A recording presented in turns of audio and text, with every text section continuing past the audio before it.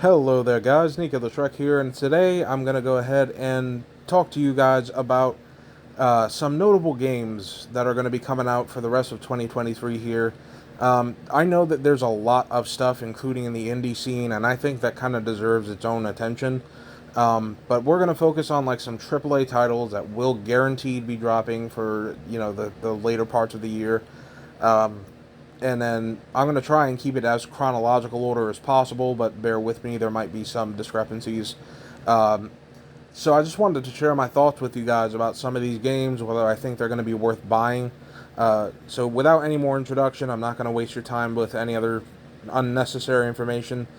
We're going to start with Star Wars Jedi Survivor, and why I did that is because its predecessor, Jedi Fallen Order, was a game that I ended up picking up kind of later in its time. By the time it had been patched up and kind of fine tuned and corrected, that's when I ended up getting my hands on it. And I was very skeptical about the game as a whole because Star Wars media, prior to the kind of launch of Jedi Fallen Order, it kind of plummeted. It fell on its face. The game started being poor quality, and then even just the movies and the media started kind of losing its soul. And you know, at the end of the day, I was just kind of disappointed with the way Star Wars games were going, and so naturally, I just was very, very concerned, very skeptical. Um, when I heard Respawn Entertainment was involved in the development of Jedi Fallen Order, that's what kind of started me on my interest. Um, and that's because at the end of the day, I don't think I recall Respawn really being involved with Star Wars much.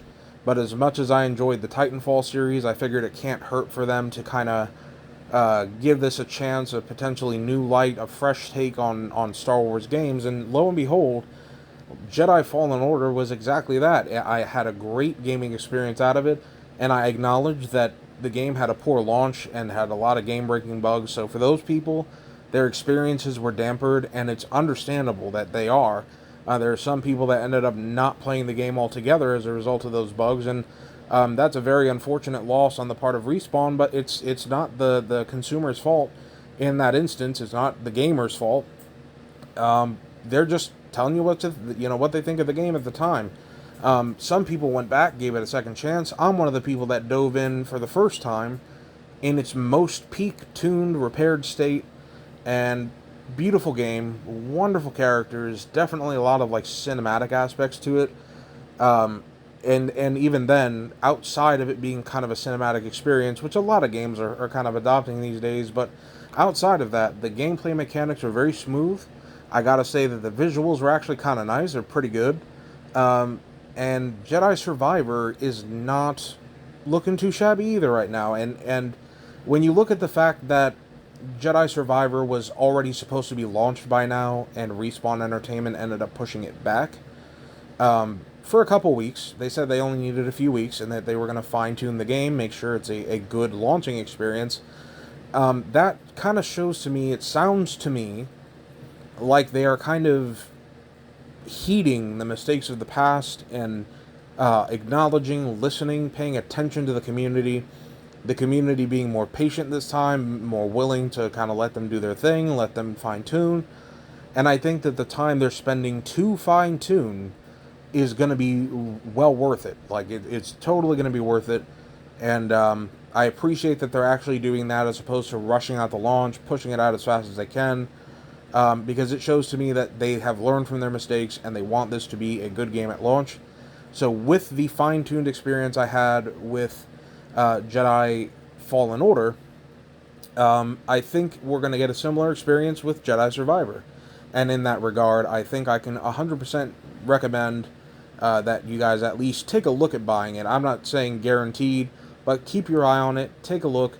I know I'll be kind of getting it here when it does launch, potentially even pre-ordering if I have some extra funds. But and then if I do, when I do, I'll go ahead and let you guys know what that is like. I'll kind of post some gameplay, and I'll try to make some of the reviewing material as spoiler free as possible.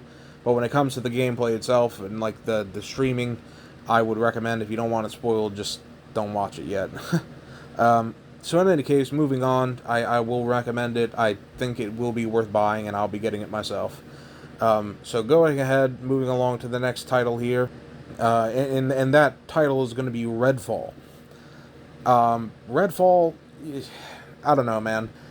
It's looking like Left 4 Dead with vampires, and Back 4 Blood already tried to do the Left 4 Dead, but with some other kind of monster material. They already attempted that, and I'll be honest, Back 4 Blood left quite a bit of a bitter taste in my mouth. And that's because it felt like a soulless sort of ripoff of Left 4 Dead. And I feel that while Square Enix might not necessarily be trying to do that explicitly, I think that they're going to have to be very cautious about how they do this. They've already stirred up some kind of negative tension with the community, the gaming community at large, by attempting to make this, even though you can play it single player, they were going to make it to where you still had to be online, like whether you wanted to or not. You still had to be online in order to even play the single player, let alone the multiplayer. So you're kind of forcing it to be a multiplayer experience in a way either way. And that's highly unfortunate. And now, granted, they ended up reversing that decision, but honestly, I think they did it to save their own necks, to prevent the game from being butchered upon arrival. You know what I'm saying? Dead on arrival. And you obviously no game company wants that, but I'm just very skeptical because Square Enix has kind of been pushy about making kind of cash grab stuff, and when I coin that term cash grab stuff, I'm talking about material that they're half-assing, shoving it out to you so that you'll spend money on it as fast as possible. So if it sounds like I'm saying that phrase a lot, it's just a general like terminology reference. So just for context there. So I think they're getting really cash grabby with their games. I think they're not necessarily really paying attention to what fans want. Now, when it comes to Final Fantasy 16, some of the gameplay there is looking like an improvement on everything they've been doing thus far. It looks like a drastic improvement. And the smoothness of the comboing and the fighting and the kind of flashiness, the classic Final Fantasy flair of dramatic and just flamboyant displays, that is very present in the trailer for 16. I'm not even going to lie. But at the end of the day, I think they've been dropping the ball for the vast majority of their other titles, their other releases, and I'm just really skeptical about Redfall. It looks like another Left 4 Dead knockoff with some like Nazi zombie elements from Call of Duty, and I just can't appreciate a concept that you're taking the concept of like humans versus vampires, which you could do so much with in the modern light, especially if you're doing a first-person shooter kind of like horror survivor game. You could do so much more with that than just kind of trying to hearken to Left 4 Dead again and not letting Left 4 Dead just kind of be its own thing. But in any case, that's just my opinion. You guys are more than allowed to feel differently. Like I said, I'm just sharing my opinion with you. Do I think this is going to be worth buying? I honestly don't know, because it could turn out to be something that is a love letter to Left 4 Dead, and it could be good. For all I know, it could have enough unique elements and kind of diversity in the game to make it something good. But it's just Back 4 Blood. When you look at how that kind of launched and what it was trying to do, it left a very bitter taste in my mouth for people trying to make it and kind of rehash that genre again. So I apologize to Square Enix if I'm being like harsh, but when you look at things like Forspoken, the Crisis Core remake launch, the Final Fantasy Origins, the prequel, the game to start it all, so to speak, those things had really poorly received launches because they were cheap. They were, we're just going to try and sell you on, like, prettiness. Even the Final Fantasy remakes weren't exactly to my liking, and I know I'll probably get crucified for that, but I'm just being honest, man. I'm not going to sugarcoat that, and I'm not going to tell you something that I don't think is true. So yeah, Final Fantasy VII remakes were not impressive. The Origins were not impressive. The Crisis Core remake was not impressive. And I honestly, very skeptical about the rest of Square Enix's work. So, again, whether or not I'm going to buy it, I don't know. I think I'm just going to kind of take a look at how it goes and how people sort of enjoy the game, or whether or not I think the gameplay looks good. I might pick it up if I start seeing some good things about it, but I'm going to keep my eye on that one. For now, I'm probably not prioritizing it in any way, so I can't say I recommend it, but if you want it, you can go ahead. So anyway, moving on to the next game. And it's going to be another thing I get crucified for, because I personally did not whatsoever like Breath of the Wild. I played for a good few hours of that game. I played a dungeon, and then I played another one shortly after, because after I played the first dungeon, I went ahead and, not the first dungeon in the game, but the first dungeon I encountered, because I was playing on a borrowed game. I played the first dungeon that I encountered. It was alright. It was kind of pointless. Didn't really have anything to do. And the puzzle in it was, like, mediocre at kind of at best. There was no challenge to it. It just kind of happened, and there was no real enemies, no challenge, no like threat at all, and I felt so underwhelmed. And then I ended up exploring around, kind of looking to see if there's things to do in the overworld, because they boast, like, oh, all this map you see on the screen is less than 0.1% of the map. And it's like, I don't really honestly care. Because if you have a huge ass map, and it could be beautiful, I don't care that it's beautiful. I don't care that it's huge. If you have a big, beautiful map with nothing to do across the whole map, that's going to get old. It's just going to get really old. And a lot of games have tried to take this, like, open world approach when the substance of the games do not match the need for an open world. And it's like, well, let the artists make their art, but at the same time, you're having to pay for that art. And some people are being deceived into making a purchase that they may not ultimately want. And then what can you really do besides try to request a refund these days? And with most, like, console digital buying services and stuff, where do you often see people being like, you know what, I understand you made a bad choice, and you were expecting one thing, you got another, we'll go ahead and refund your game? Like, where do you see that? You just don't.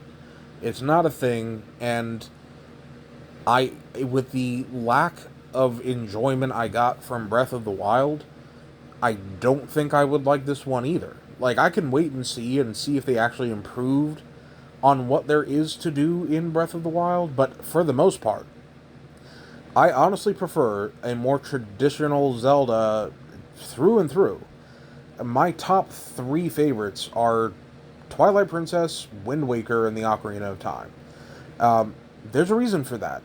Yes, they follow the Zelda template, but each and every one of them were diverse and innovative enough to have, like, what feels like entirely different gameplay each time. Like, yes, you're getting a lot of similar items that do a lot of similar things, but you're using them in such unique and various ways. They kind of add mechanics to the mechanics. They're not letting it stay just the same simple set of items each time. They kind of diversify the items. They ramp up the kind of craziness of the items as time goes along. And especially when you look at, like, Twilight Princess, how you have that big-ass mace and shit. To be quite honest, I wasn't impressed with Breath of the Wild. I was definitely hoping to see something more along the lines of Twilight Princess or Wind Waker or something like that to come out next. But I'm guessing they're kind of ditching the somewhat linear path for something else, and the only thing I can say to conclude with that, and to just conclude my thoughts on this, not just because you have the ability to do an open world, it does not mean you should just do that open world. If you only have enough content for a very vast linear game, I'll take the incredibly vast, action-packed, fucking content-filled, somewhat linear game, because it's not like there's no explorability in prior Zeldas. There definitely is a ton to be seen, especially in the likes of things like Twilight Princess and like Wind Waker, and even in the Ocarina of Time, for its time, it had a lot of kind of exploratory elements. And you mean to tell me that those just ended up kind of topping each other each time?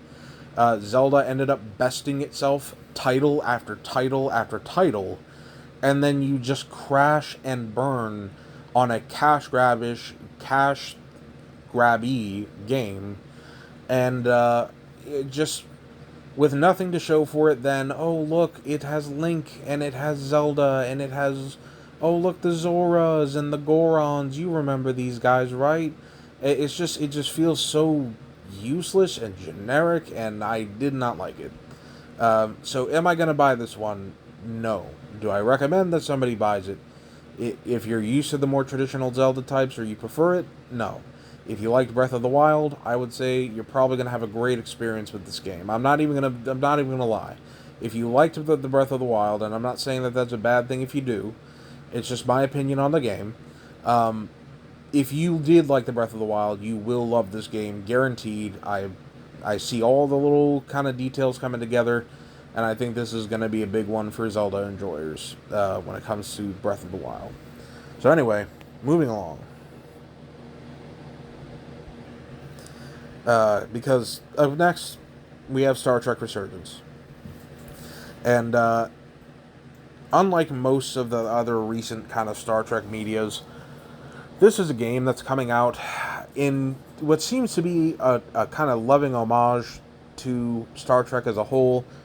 This game gives you, like, canonical characters in a canonical timeline. Like, it is very, very interesting with what they're trying to do here. So when it comes to Star Trek Resurgence, this is going to be like an exploratory action RPG or like adventure RPG, where obviously you're doing Starfleet things in the world of Star Trek, like in the universe of Star Trek. And I saw some footage of, the walking gameplay, the kind of looking around at the planets when you land. I saw the play of the ships flying through space. And I'm excited that this is going to be like a ground and space game. Like, yes, there are other games that do that, but this is set in the right place. Like, Star Trek is the perfect setting for this.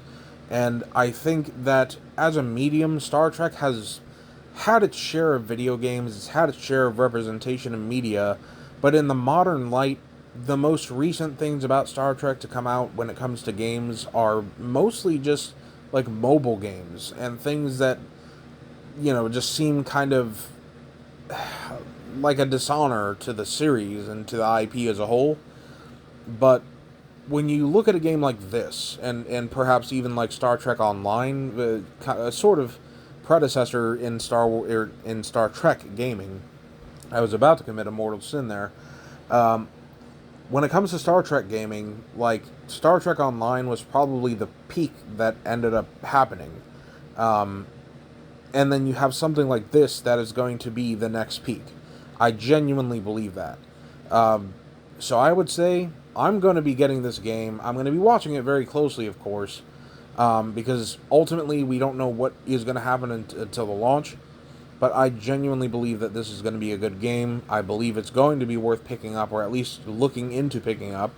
And I personally will be getting a copy, so when I do get it, as per the usual on the other ones, I'm going to go ahead and get you guys some footage to view, and I'll also try to make separate kind of spoiler-free reviews outside of the gameplay content. And otherwise, I personally am just side note, huge fan of Star Trek, and I think this is going to be definitely one for the history books. So go ahead, feel free to take a look into that if you want. Star Trek Resurgence, it is coming out here soon in the next couple months, and I am excited for such an adventure to unfold. But moving along to Street Fighter 6, I think we all know where this is going. Um, when it comes to the graphical change on this game, I'm going to be honest, at first I was kind of skeptical. I didn't know what was going to happen with it. But as the footage keeps coming out for the game, and as I start seeing the characters more, and I kind of get to see them in action, and more than just a poster art or whatever, I get to see these characters in action, and I gotta say, the particle effects, brilliant, beautiful, vibrant, detailed. The characters are taking a more realistic look, and even though at first I was very skeptical about it, I gotta say, it does kind of suit the characters still. Each and every character has their own distinct look. Still, yeah, it's just it's like a touch more realistic. Because at the end of the day, they're still like the Street Fighter characters you know and love, just with a slightly more realistic take. And the game as a whole, all the footage they're releasing, all the material that they're kind of pushing out there for advertising season, because this game is coming soon. It's coming on June 2nd, and I personally am very, very excited. So I would say I'm personally definitely going to pick this up. There's a reason that there are 6 main title Street Fighters outside of re-releases and polish-ups and stuff like that. Out of the main titles, there's a reason that this game has been going for, at this point, multiple decades. And that's because it stands among the best and the most, notable, the most kind of example type of fighting games. And when you think of fighting games, the first 3 games you're going to think are Street Fighter, Tekken, and Mortal Kombat. Just immediately. There are more that I would personally think of as well, like Guilty Gear, fucking... Oh, excuse me, sorry. I'm so used to that. I swear like a sailor. I can't help that shit. So, in any case, King of Fighters, Virtua Fighter, there's a plethora of games that I've played that I personally enjoy. It's just that when most people think of fighting games, they think of, like I said, Street Fighter, Mortal Kombat, Tekken. In more modern light, I would even argue that some people also think like Injustice and kind of similar games. But for the most part, Street Fighter is the dominating factor. Tekken 8, as a side note, while we're talking about fighters, and I didn't include Tekken 8 on this list because I don't know if they're actually releasing it this year. They kind of left that ambiguous. They implied that there could be an early 2024 release instead. And that would be unfortunate, but I'm looking forward to Tekken 8. Like, that looks sick. But when it comes to Street Fighter 6, same thing. Looks great. They're producing a lot of exciting content. I'm really looking forward to playing the characters and kind of their new life and their reform. And the effects look beautiful. So let's go ahead and check this one out. If you're a fighter fan, and especially a Street Fighter fan, I would highly suggest this. Go ahead, pick it up, because it looks like it's going to be absolutely awesome. Anyway, moving along. Coming up next is the obvious. Action RPG, we gotta have that in here. We have to have the classic dark fantasy, top-down action RPG, because when it comes to Diablo, it's a staple. There are plenty of other games like Titan Quest and things of that nature that just exonerate the genre. They add a lot of variety to it. But outside of things like Paths of Exile and more recently like Lost Ark, Diablo hasn't had much like mainline competition. A lot of other games like Diablo sort of release copacetically with them. There's no real attempt to intrude on Diablo's space. It is more so just kind of a league of its own. People consider it a very separate entity. And I personally feel that when it comes to the game itself, there's kind of like Street Fighter, there's definitely a reason that it is such a long-standing IP. And that reason is because you cannot destroy the classics. You cannot take them down. Diablo Immortal almost did that. They almost fucked up. They almost fucked up hard. But Diablo 4, I'm glad to say, is looking way better, playing way better, experienced way better than what Immortal ever could be. And I take that to the grave. I say that Diablo 4 is more so like a return to form for Diablo. It harkens back to why Diablo is king.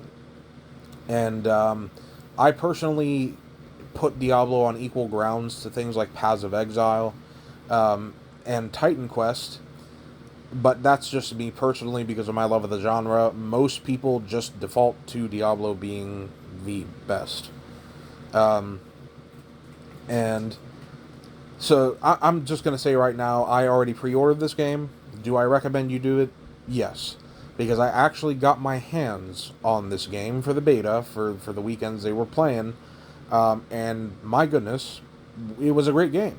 I mean, it was gorgeous. The actual visuals are beautiful. For the first time ever, you can actually make your characters, as in not only can you pick your class and name your character, but you can also physically make your character. You can make them look the way you want them to look. And at the end of the day, I think that that's a brilliant stride forward for Diablo 4. The visuals are impeccable. The content was, just for the beta alone, really vast. They ended up adding world bosses that everyone on a single server can come and fuck up for loot, for money, for all sorts of shit, buffs. And you gotta look at that and just be like, holy shit, this is gonna be good shit. Anyone who's played the beta, I think, will ultimately kind of agree that, if nothing else, this is definitely a great step forward for Diablo. It is a step in the right direction, and I think people should at least look into giving it a chance. I personally pre-ordered it for the special edition because I would like to have that early access. It'd be nice because a lot of the people I know are going to have that early access, and I kind of want to join up with them. Definitely a game best played in groups and in tandem, and this particular game looks like this is optimized for team play.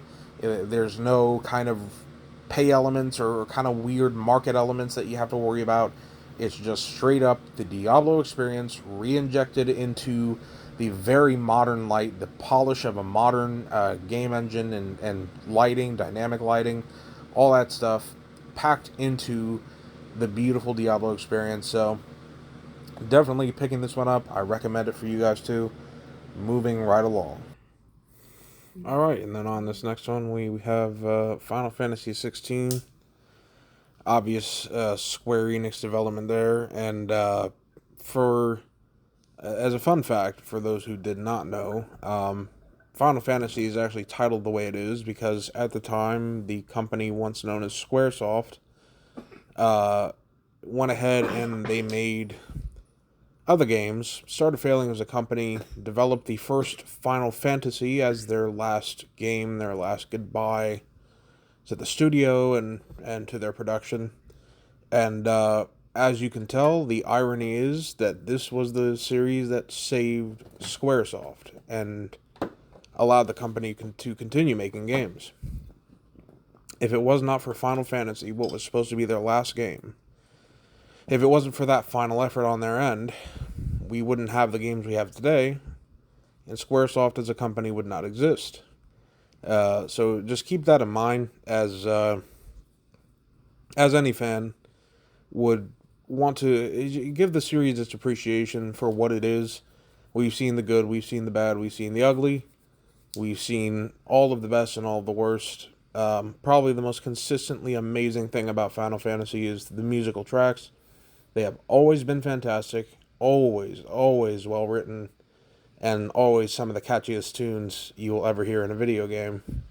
But then when it comes to the characters, obviously it varies per the Final Fantasy. Some are kind of well fleshed out, well put together, and you can kind of get immersed in what they're doing. Some are just kind of generic, abrasive, but I've learned to appreciate Final Fantasy as a series as a whole. Not all of them are my favorite, not all of them are my preferences, but there are plenty of Final Fantasy games that I do love. The last few, I'll admit, and I'll probably be crucified for this one too. Final Fantasy VII remakes were not my thing. I'll tell you that right now. Final Fantasy VII remakes, not my thing. Crisis Core remake, not my thing. Square Enix's Forspoken, that speaks for itself. It forspoke its own demise. So, with that being said, you have all these games that Square Enix has been just kind of shelling out in, remember, coining the phrase, very cash grabby like fashion. And I feel like they haven't really invested any soul that Final Fantasy used to invoke, any charm, any just elements of what makes Final Fantasy what it is. Even though at the time those games were turn based, they were also exciting. They added, exciting mechanics, flashy moves, and just beautiful graphics all the time. Every time a Final Fantasy game was made, it literally pushed the peak of its system's graphics. So with that being said, obviously Final Fantasy has a big place in my heart, and even though the last few games have been a flop in my opinion by Square Enix, I gotta say that Final Fantasy is going to be one of those ones where the 16th one looks like a redemption arc. Just from the reveal trailers, the moves are very flashy compared to kind of the bulky, slow, kind of boring nature of the 7 remakes. It was very clunky, very just timed weird. The attacks did not flow smoothly. Like, there was just a lot wrong with that. Same with the Crisis Core remake. They had a lot of potential there to do something really good with what was ultimately a fantastic story, and they just failed again.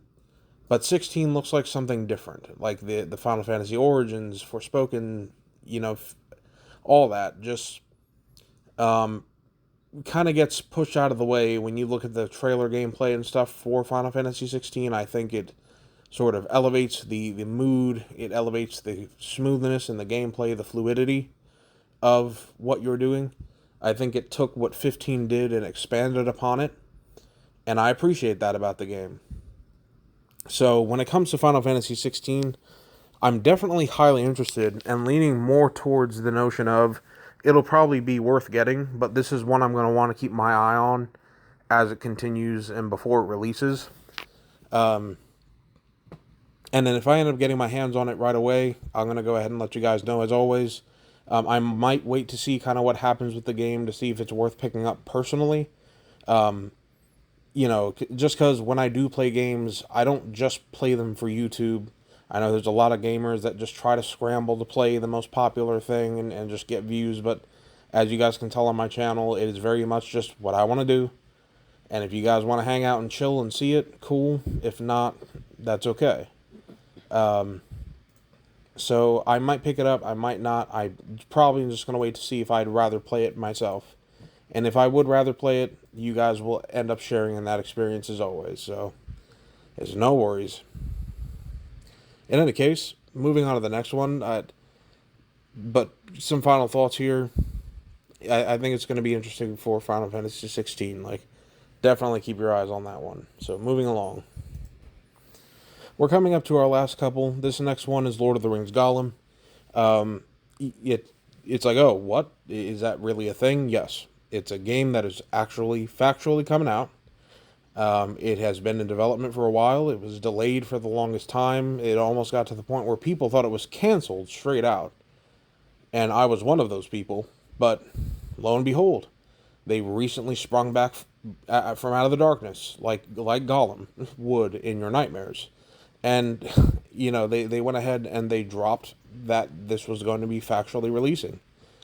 And I'm going to be honest, guys, as much as I am a Tolkien fan and just a Lord of the Rings head, and I appreciate the whole overarching universe of, Middle Earth and just the way we have come to know the stories of the Lord of the Rings, The Hobbit, you're seeing the extensive kind of world building done in the Silmarillion, and just even though the Silmarillion itself is not a story per se, it is sort of just like a lexicon of all things in the Middle Earth. I love it all, and when it comes to Lord of the Rings, the content you can make for it can either be really good or really bad. Take, for example, the Lord of the Rings series, the original trilogy. The little video games that were based out of the mainline titles, were they accurate to the movies and books, per se? Kinda, but not really.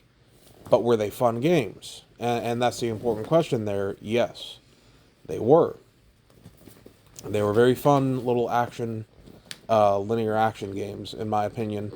And then you got this Lord of the Rings Gollum, which who knows how that could go, but it's either going to be really good or really bad. There's going to be no in between. It's either going to really flesh out the story of Gollum or Smeagol as we know him, and kind of detail his life in this like slowly becoming more decrepit state, being corrupted by dark magic, probably having to avoid the capture of, you know, not only Mordor but any other ally of Mordor or just dark creatures as a whole seeking the ring. I can only imagine what his actual life would have been like after killing Deagle and having to go into exile and just, like I said, becoming just decrepit over time, going insane from the lack of company and just developing a dark alter ego from the corruption of the magic. I don't know. But like I said, this game can either be really entertaining, really crazy and fleshed out and kind of give us a reason to empathize with Smeagol a little, or it's going to be horrible, it's not going to serve any purpose, and we're all going to hate it. So, can I recommend this one? Do I think it's worth buying? I don't know. Because for the longest time, we heard nothing about this. So, by ear discrepancy, I intend on at least trying it out.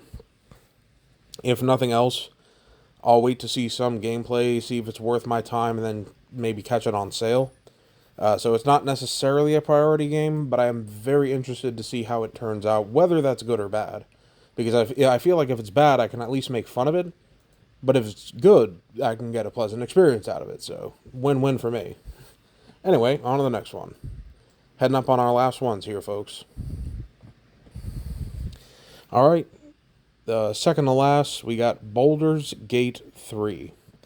I'm not sure if you guys are familiar with Baldur's Gate as a series, but it is a D&D based story, Dungeons and Dragons for those who don't know. It's based in the Dungeons and Dragons universe. There are 2 games prior that were recently, actually, I believe, remade or remastered, Baldur's Gate 1 and Baldur's Gate 2. But those were recently either remastered or remade. I don't remember which one it was. But they ended up porting it not only to PCs, but to consoles as well, which was, at the time, unheard of, because Baldur's Gate was a PC game through and through when it first came out. And albeit it's a little bit primitive, but it's basically it's kind of like Dungeons and Dragons' answer to Diablo meets, I don't even know, probably sticking more to like the Diablo aspect. And then when it comes to the actual games themselves, they were iconic for their time. Definitely iconic to a PC RPG player, that's for sure. And I have to say that when it comes to this game, they were definitely very good, albeit dated. I believe the remaster/remake did a lot to add some quality of life elements. And then when I heard that a new Baldur's Gate was coming out, I kind of lost my shit. Because I'm excited to see that this is not just some kind of remake, but rather something entirely new to continue the story. Seeing that people have garnered new interest in the Baldur's Gate series, I think they're ready to revive it now in a responsible, reasonable way that does justice to the original series, does justice to the remakes, and the lore at hand that, derives from D&D to make it a thing. Put that all together, and I think that there's reason to be excited for Baldur's Gate 3, because like I said, I'm pretty sure those remakes were kind of a gauging interest, and it seems to me like just from other media that has been popping up and including D&D in it, a lot of people have come around to enjoying the concept of D&D, at least. I'm not sure if everybody plays all of a sudden and is just like genuinely into it, or whether or not people are just riding hype trains from like Stranger Things and stuff. But for those who don't know, longtime D&D player here, and anybody who knows me knows that. And then I have a love of the game, I have a love of its universe, a love of its lore, and I've always enjoyed kind of some of the things that Wizards of the Coast has to offer. And all I can say is this: when it comes to Baldur's Gate 3, I know I'll be picking it up. I think personally, I can say to myself, yes, I recommend picking it up. For those who are unfamiliar with the series, I highly suggest you look into it first. As much as I love Baldur's Gate, and as much as I'd love for to just refer people to the game, I wouldn't be doing it justice or being fair to the game if I just sent people that way that might not like it, or that might not understand what it kind of is, or maybe they're thinking of something like a refined, simplistic sort of Diablo type experience, but it's not. It's a bit more intricate. So just be fair warned. Like, I would honestly just do your research about Baldur's Gate and that storyline, that kind of lore surrounding in D&D, and familiarize yourself with it. See if it's something you would like. I would say most fantasy enjoyers, people who enjoy fantasy RPGs, things of that nature, I think you'll end up getting a kick out of this, a huge one. And I highly recommend you also go check out Baldur's Gate 1 and 2, the remakes or remasters or whatever. That'll help you catch up to the series at large. And I personally will be getting this, so I recommend anyone who would be familiar and does their research and ends up enjoying it, go ahead and pick this up. But moving along, last but not least on our list, and I think you guys are probably expecting this one, Starfield. I apologize that this is a lengthy video. I'm sitting here sharing my thoughts with you. That's the whole point of this. I hope anyone who's been patient enough to stick around, I appreciate your time. I'm just sitting here trying to engage in conversation, an open conversation. So if you guys have any opinions about what I've been saying, or any of the games I've been listing, or whether or not you would buy any of these games, definitely comment. Let's get a discussion started with the community, and kind of as gamers celebrate the fact that we actually have some legitimate titles coming out here this year. It's been a very hard series of years for the gaming industry, and we've seen a kind of a decline in overall quality of games, but this year is definitely shaping up to be something potentially contrary to that. And even though there have been already some slip-ups like Forspoken, and God, let's not get into that yet. I'm definitely looking forward to the likes of things like Starfield. Starfield is probably Bethesda's answer to Obsidian's The Outer Worlds, or like No Man's Sky or something like that. But the way they have directly described it, even though people insist it's not just Skyrim in space, Bethesda themselves have effectively described it as Skyrim in space. This is supposed to be something as expansive as Skyrim, if not more so, set in the kind of starship, explore new worlds, explore new avenues for humanity type fashion. The very overarching space traversal theme, sci-fi, kind of diving into the sci-fi futuristic element of things. Kind of the opposite direction of Fallout 4. It goes in a similar way in the sense that it's, like I said, obviously futuristic, but it takes away from the apocalyptic aspect and kind of gives a more organized take. Bethesda, and I hate to keep saying this about people, but Bethesda has had some mistakes in recent history. I think we all know that. But they've also done some good things, so let's not discredit that. I think that if they truly are just like taking a step back, finding out what made Skyrim such a staple, such an icon, and such a standard, in fact, for most action RPG games that are set in the third and first person setting, not including top down ones. A lot of people compare Skyrim to pretty much anything else they play as like a default standard. Because if a game in 2011 can be made to that scale on the Xbox 360 hardware, I'm pretty sure you can go ahead and make something as good, if not better, with even half the effort in the modern day. And I think that's why people have such expectations for action RPGs, open world RPGs, when they are set to come out. They expect something like Skyrim. And it is a very hard thing to replicate one for one.